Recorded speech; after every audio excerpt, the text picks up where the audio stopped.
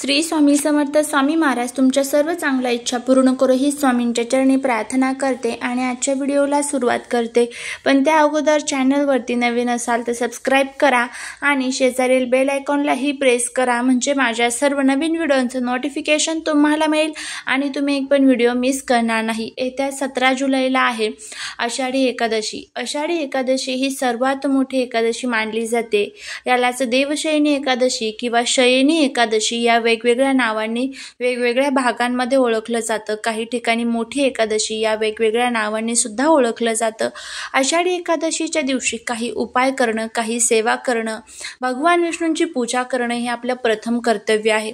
कारण एकादशी ही जी तिथी आहे तर ती भगवान श्री विष्णूंना समर्पित असते आणि त्यांची पूजा करणं हे आपलं कर्तव्य आहे. कारण ते या पृथ्वीचे, या सृष्टीचे करता धरता चालक, पालक, मालक सर्वच आहेत.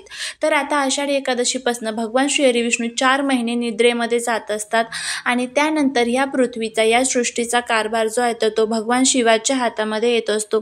तर आषाढी एकादशीच्या दिवशी आपल्याला आपल्या घरामध्ये विष्णू सहस्रनाम, लक्ष्मी गायत्री मंत्र, विष्णू गायत्री मंत्र, त्याचबरोबर व्यंकटेश स्तोत्र आणि विष्णू सहस्रनामावली या सर्व स्तोत्रांचं आणि मंत्रांचं पठण करायचं असतं. कशासाठी? तर आपल्या जीवनातील जे काही त्रास, दुःख, अडचणी आहेत ना तर ते दूर व्हावेत यासाठी आपल्याला या सर्व स्तोत्रांचं आणि मंत्रांचं पठण करायचं असतं.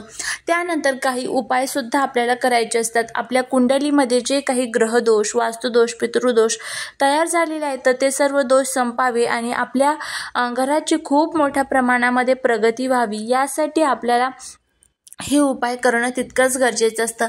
आपल्या आजूबाजूला अनेक प्रकारची झाडं झुडपं असतात आणि त्या प्रत्येक झाडं झुडपाचं महत्त्व हे वेगवेगळं आहे. काही झाडं झुडपं हे वैद्यकीय दृष्ट्या महत्त्वाचे असतात, काहींना आपल्या ज्योतिषशास्त्रामध्ये महत्त्व दिलं जातं, काहींना वेदपुराणांमध्ये महत्त्व दिलं जातं. आता जसं की प्राजक्ताचं जे झाड आहे तर ते समुद्र मंथनामधून वरती आलेलं आहे, त्यामुळे त्याला विशेष महत्त्व आहे. असं म्हणतात ना की प्राजक्ताचं झाड जर घरामध्ये असेल तर वास्तुदोष कधी घरामध्ये तयार होत नाही. त्याच पद्धतीने प्रत्येक झाडं, झुडपं ही प्रत्येक देवी देवताला समर्पित असतात. तर आपल्याला आषाढी एकादशीच्या दिवशी एक उपाय करायचा आहे. आपल्या आजूबाजूला जर हे एक झाड असेल तर त्या झाडाची पूजा आपल्याला करायची आहे.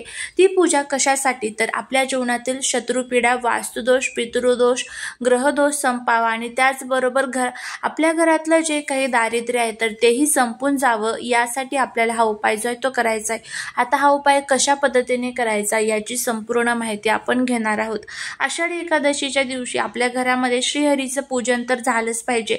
मग ती विठ्ठलाची मूर्ती असू द्या, रामाची मूर्ती असू द्या किंवा श्रीकृष्णाची मूर्ती असू द्या किंवा विष्णूची मूर्ती असू द्या किंवा फोटो असू द्या, तर कोणत्याही त्यांच्या एका स्वरूपाचं तुम्ही पूजन करा. ते पूजन त्यांच्यापर्यंतही आवर्जून पोचतं. त्यानंतर आता काय करायचं आहे, एक ताट तयार करून घ्या. त्या ताटामध्ये एक तांब्याभर पाणी, त्या पाण्यामध्ये हळद मिक्स करायची आहे आणि त्यानंतर तुम्हाला त्या ताटामध्ये गंध, फुलं, अक्षता, धूप, दीप, अगरबत्ती ठेवायचं आहे आणि तुम्हाला केळीच्या झाडाजवळ जायचं आहे. सर्वांनाच माहीत आहे केळीच्या झाडामध्ये श्रीहरी विष्णू निवास करत असतात.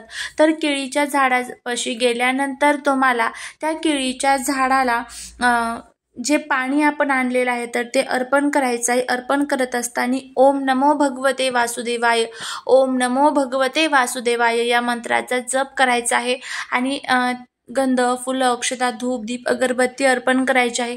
त्यानंतर तुम्हाला त्याच केळीच्या झाड जे आहे तर त्या झाडाची मुळी, तर त्या मुळीचा थोडासा छोटासा तुकडा तुम्हाला तोडून आणायचा आहे.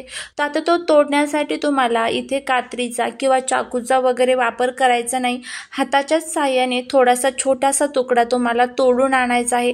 तोडून आणल्यानंतर तो घरी घेऊन यायचा. त्यानंतर तो स्वच्छ धुवायचा. धुतल्यानंतर लाल कलरच्या कपड्यामध्ये किंवा पिवळ्या कलरच्या कपड्यामध्ये तो बांधायचा आणि त्यानंतर तुम्हाला हा केळीचा तुकडा तुमच्या पर्समध्ये, पाकिटामध्ये ठेवायचा आहे आणि तो कायमस्वरूपी आपल्यासोबत ठेवायचा. याने श्रीहरीचा आशीर्वाद कायम आपल्यासोबत राहतो आणि माता लक्ष्मी त्याच ठिकाणी राहतात ज्या ठिकाणी श्रीहरीचं पूजन केलं जातं. त्यामुळे केळीच्या झाडाचा हा जो उपाय आहे तो करून बघा.